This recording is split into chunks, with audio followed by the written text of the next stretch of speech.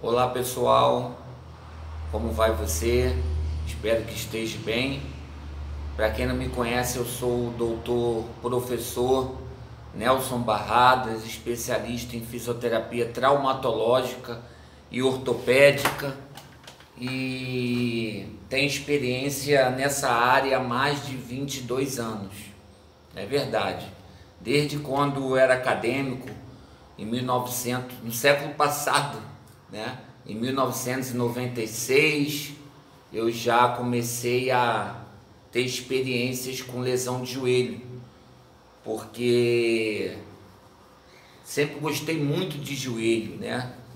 Por ter sido atleta, ou pelo menos ter tentado ser, né? Tive muitas lesões de joelho, tornozelo, e isso me ajudou depois na escolha da minha profissão e consequentemente da área de atuação. Então, na realidade, esse assunto aqui é um assunto recorrente, né, que eu há tantos anos tento passar com clareza, com precisão, porque isso aqui é algo que intriga o leigo, intriga você que entra na minha página aí indignado, perguntando por que não estão movimentando a sua perna na fisioterapia, né? O vídeo mais assistido meu, mais comentado, debatido, é o vídeo de desbloqueio de joelho, né? E por que eu devo movimentar? Eu acho que o tema desse vídeo é esse, né? Por que eu tenho que movimentar o quanto antes a minha perna, o meu membro inferior que ficou imobilizado por algum tempo? Então, na realidade, essa aula aqui, esse vídeo, é para poder te chamar atenção, né? Você enquanto paciente que teve uma lesão séria na traumatortopedia, uma lesão traumatológica séria, seja ela no membro superior, ou seja, ombro, cotovelo, punho, dedos, ou seja ela membros inferiores, quadril, joelho, tornozelo, ou segmento de uma maneira geral, um húmero, um rádio, uma una, um fêmur, uma tíbia, uma fíbula, um tarso, um metatarso. Você ficar atento, porque se você está fazendo fisioterapia em um lugar, você já foi liberado pelo seu médico e ainda estão fazendo somente aparelhinhos em você, tem alguma coisa errada. Eu vou te explicar por quê. E cabe para você também, acadêmico, que está começando a sua vida profissional, né? Ter experiência clínica, né? Profissional, e para você que já é formado há algum tempo, por algum motivo não trabalhava nessa área. Eu quero te dar bons motivos, cientificamente falando, porque quando a gente fala, às vezes tem a sensação que estamos pregando no deserto. Caramba, professor, mas tem que movimentar já, ele está com dor, ele está com medo, né? E eu venho há mais de 20 anos tentando explicar isso aqui. Aí eu falo assim, vá lá ler, vá lá no, leia síndrome do imobilismo, síndrome da imobilização, síndrome do desuso. Parecem que não vão pesquisar. Mas aí eu resolvi trazer agora bem sucintamente, partindo do princípio de que, meu amado, o nosso corpo, e aí eu falo aqui nesse vídeo, tá? Tanto para leigos, pacientes, quanto para acadêmicos de fisioterapia, ou para profissionais fisioterapeutas. Eu vou usar um linguajar aqui para atingir esses três alvos, tá certo?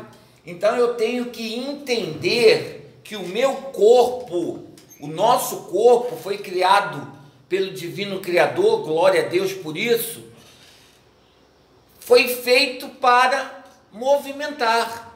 Ele não foi feito para ficar parado, né? Deus não nos fez para sermos preguiçosos. Quando a gente está parado é por algum motivo, né? A lesão faz com que a gente seja obrigado a ficar imobilizado. Não é isso que eu vou dizer nesse vídeo.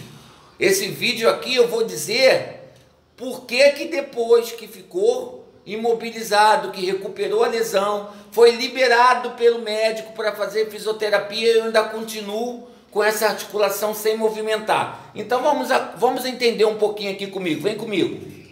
Olha aqui, em traumatortopedia, que é a área que eu estou principalmente, porque a síndrome da imobilização, ela atinge todo o corpo. Eu estou destacando apenas as consequências no sistema músculo-esquelético, ok? Então, não é comum em traumatortopedia encontrarmos pacientes que estão aguardando, apresentando sinais e sintomas do imobilismo enquanto aguardam.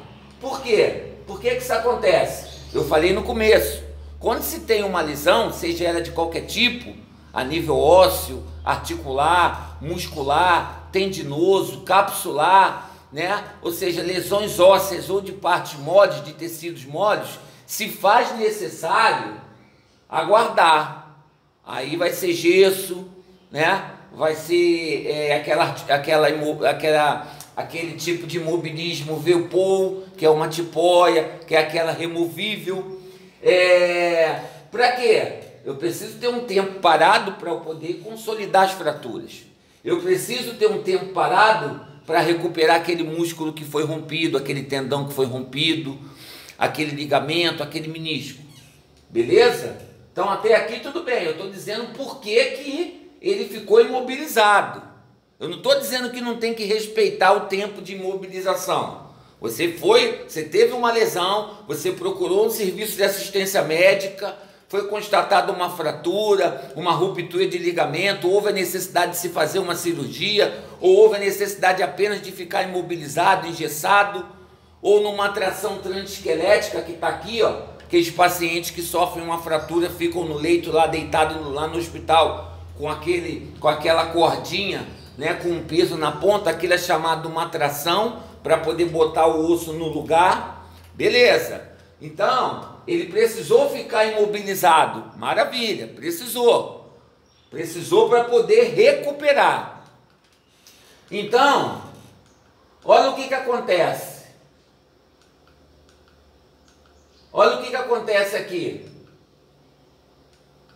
Ó, eu fiz esse esboço aqui. A inatividade física musculoesquelética, ela leva a uma inatividade. E a inatividade leva a uma lesão musculoesquelética. Tudo bem? Isso aqui é um círculo vicioso. A inatividade leva a um descondicionamento global. E o descondicionamento global leva a uma inatividade. Aí a pergunta que eu faço é o seguinte: como é que eu devo quebrar? Porque aqui em cima está escrito inatividade também, tá?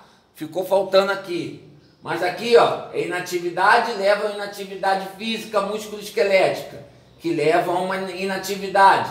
A inatividade leva a inatividade musculoesquelética. Ou seja, eu fiz isso aqui para demonstrar que é um círculo vicioso. Ok? Você precisou ficar parado por causa de uma lesão. Só que o imobilismo tem efeitos colaterais, assim como você toma uma medicação, né? Você toma um anti-inflamatório para uma dor, ou você toma um antibiótico para conter uma infecção. Ele melhora a infecção, ele melhora a inflamação. No entanto, ele acaba com a tua mucosa gástrica.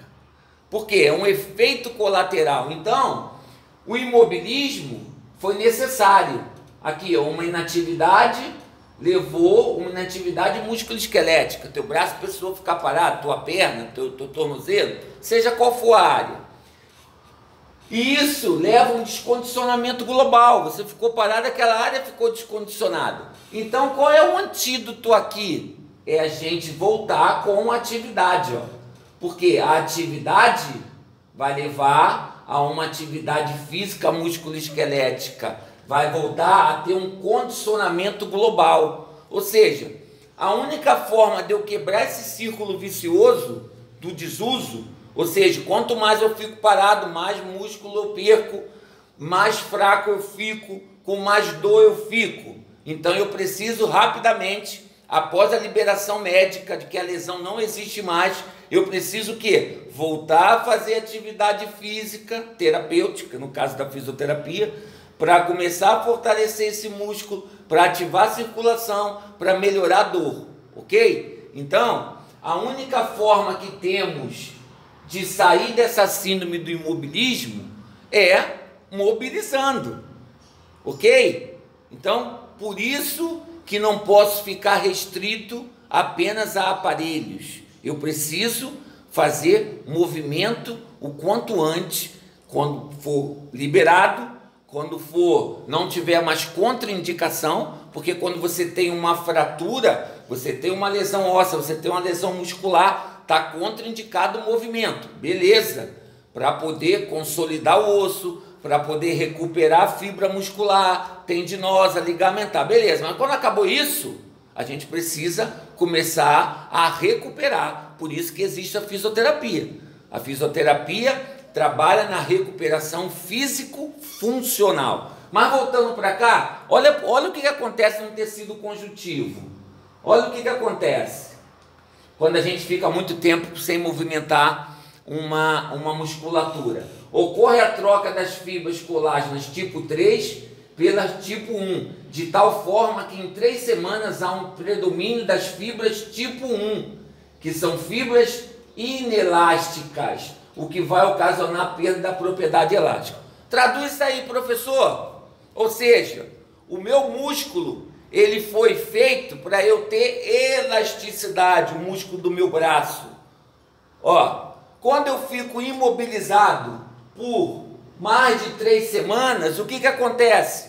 O organismo começa a trocar essa fibra elástica por fibra inelástica, porque ele entende que eu não preciso mais ter dinâmica no meu movimento, eu não preciso ter elasticidade, eu preciso ter fibra rígida. Por isso que eu disse que o corpo humano foi feito para ter movimento. Vou mal comparar aqui. Você sabia que um carro funciona, ele tem a bateria. A própria bateria ela é recarregada quando esse carro está em movimento. Deixa o teu carro parado ali 2, 3, 4 semanas. Estamos na época da pandemia, eu quase não estou saindo de casa, mas dia sim, dia não, eu vou ali, ligo, dou uma acelerada. Para quê? Para ele poder ativar o sistema. Assim é o corpo humano, ok? Então, outra coisa que acontece no tecido muscular. Vamos lá. As principais alterações do imobilismo. Diminui glicogênio, alimento do músculo, ATP, irrigação sanguínea, que eu falei agora há pouco. Muitas das vezes a dor é ocasionada por diminuição da circulação, da dor. Olha aqui, hipotrofia das fibras musculares tipo 1 e tipo 2. Se você entrar aí na minha página, eu tenho um vídeo falando sobre sinais e sintomas da entorse de joelho, e eu digo isso, hipotrofia, porque se eu deixar de movimentar, o meu músculo começa a perder, começa a haver diminuição na produção de células musculares, e meu músculo começa a ficar hipotrófico. Ele começa, doutor, por isso que minha perna está mais fina, por isso que meu braço está mais fino. Exatamente, porque você deixou de exercitar, quanto menos movimento você faz, menos alimento chega para o teu músculo, entre aspas, menos sangue que nutre o tecido chega. Então esse músculo ele vai ficando mais fino. Se você ficar parado 30 dias em cima de uma cama, esses efeitos vão ser no teu corpo todo. Eu lembro que no ano de 2010 eu fiquei 30 dias hospitalizado por conta de um erro médico no qual arrancaram meu rim. Eu perdi mais de 20 quilos. Por quê? Comia pouco, não me movimentava. Isso acontece a nível global e a nível regional. Se eu parar o meu corpo todo, vai acontecer no meu corpo todo. Se eu parar só o meu braço, vai acontecer só no meu braço. Só minha perna e assim sucessivamente. Ocorre diminuição da secção transversal do músculo. Consequentemente, diminuição da força muscular. Por semana, eu perco de 10 a 15% da capacidade de contração do meu músculo. Ou seja, Quanto menos massa muscular eu tenho, menos força eu vou ter. Por isso que é um círculo vicioso. Diminuição do arco de movimento, diminuição de força muscular. Ok? Por quê? Porque eu estou perdendo massa muscular pela falta de movimento. Diminuição do torque, ó, diminuição da potência e coordenação. Em coordenação. Muitas das vezes você pede o paciente para fazer um movimento, faz o teste aí na sua casa. Se você está com esse tipo de lesão, você percebe que o teu braço ele vem tremendo. É uma incoordenação. Por quê? Você está com fraqueza muscular. E aí você perde o controle por completo do teu movimento. Se você tentar esticar a tua perna, você vai perceber que a tua perna ela está tremendo, ela está fibrilando, ela está incoordenada. Por falta de força muscular e potência muscular. Então olha aqui, só para voltar aqui rapidinho. Ó, qualidade do movimento está prejudicada. E isso a Bíblia diz que é um abismo chamando outro abismo. Ou seja, quanto mais tempo você fica imobilizado, mais disfunções, isso tudo vai se potencializando. E aqui no tecido articular, na inatividade há hipotrofia, conforme eu disse, com desorganização celular, a hipotrofia também da cartilagem. Cartilagem é uma estrutura que existe entre os ossos, que isola um osso do outro. Há também um prejuízo nela, há uma desorganização, há um prejuízo nas inserções dos ligamentos, porque existe uma proliferação de um tecido fibro-gorduroso e, consequentemente, espessamento da sinóvia e fibrose capsular. Fibrose, o tecido ficou rígido. Por isso que eu preciso fazer uma técnica de desbloqueio articular, quando o joelho está travado, quando o cotovelo está travado, quando o ombro está travado. Porque assim como acontece a substituição de fibras elásticas por fibras inelásticas no músculo, na cartilagem acontece a mesma coisa. Esse tecido que é para ser mais elástico, ele fica rígido. Por isso que eu preciso ter técnicas mais vigorosas de mobilização para conseguir recuperar esse movimento, tá bom? Então, fibrose é isso que acontece na articulação. Por isso, fisioterapeutas, eu preciso esclarecer na minha avaliação, no meu diagnóstico fisioterapêutico, se é apenas uma limitação articular ou se existe um bloqueio articular fisiológico. É isso aqui, ó, por conta do desuso, ok? Tem outros vídeos que eu explico isso. E esse espessamento da sinóvia, ou seja, existe um líquido lubrificante na nossa articulação, igual uma porta dobradiça, fica rangendo, a gente tem que botar um óleozinho lá que ela está rangendo, né? Vira e mexe, eu tenho que botar na porta do meu carro um óleozinho ali, um WD, para poder lubrificar essa porta. Nosso corpo produz também esse líquido sinovial. O movimento faz com que ele esteja sempre fluido. A partir do momento que eu perco o movimento, esse líquido ele fica espesso. Por isso que é comum, não fica preocupado. Se você está com um fisioterapeuta que ele está mobilizando a tua articulação, e doutor, é mesmo, está estalando tudo. Está estalando por quê? Porque ele está ativando esse líquido sinovial. Entre aspas aqui, ó, está desenferrujando. O paciente brinca, eu estava todo enferrujado. É isso aqui, você está ativando a tua produção de líquido sinovial. E no tecido ósseo, diminuição da massa óssea total devido ao aumento da atividade osteoblástica, pois esta depende diretamente da força de tensão aplicada ao osso por tração tendinosa e força da gravidade. Deixa eu traduzir isso aqui para você. Existe no nosso osso dois tipos de células, osteoclastos e osteoblastos. O nosso osso ele é renovável. O osteoclasto destrói o osso para poder estimular a produção de osteoblastos, osteogênese, ou seja, renovar o nosso osso. No caso aqui do desuso, essa atividade de osteoblasto, ou seja, a produção de osso, ela está também prejudicada. os osteoclastos estão prevalecendo, ou seja, existe uma tendência, uma possibilidade de se perder densidade óssea mineral. Quem fica muito tempo acamado pode ter osteopenia, que é a diminuição da produção de células ósseas, e se ficar muito tempo, muito mais tempo acamado, pode levar a uma osteoporose, que é a perda da densidade óssea mineral, produzindo fraturas com facilidade, ok? Então olha só o prejuízo. Às vezes, por causa de um bloqueio no joelho, o indivíduo não está andando, daqui a pouco ele está tendo uma fratura, uma piora da lesão inicial, tá? Então olha a importância de estar se movimentando o quanto antes. Para finalizar, a gente tem como resultado de todas essas alterações nos sistemas ósseo, articular e muscular, porque são os principais sistemas que na fisioterapia traumatológica e ortopédica nós trabalhamos, né? As principais alterações são quais? A alteração do arco de movimento, a alteração de força muscular, né? Então, dependendo do tempo que ficou imobilizado, podemos encontrar até um prejuízo na qualidade desse osso. Ele pode estar com osteoporose também, ok? Então, ó, podem surgir complicações como contraturas articulares. O que é contratura? Esse músculo encurtou mais do que ele deveria.